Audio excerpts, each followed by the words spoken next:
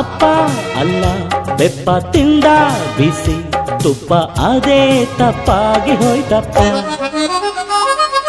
ಮಗನೇ ಮಗನೇ ನಂಗೆ ನೀನು ಬೇಕಪ್ಪ, ಬೇಡ ಅನ್ನೋ ಅಮ್ಮ ಕೂಡ ಬೇಕಪ್ಪ.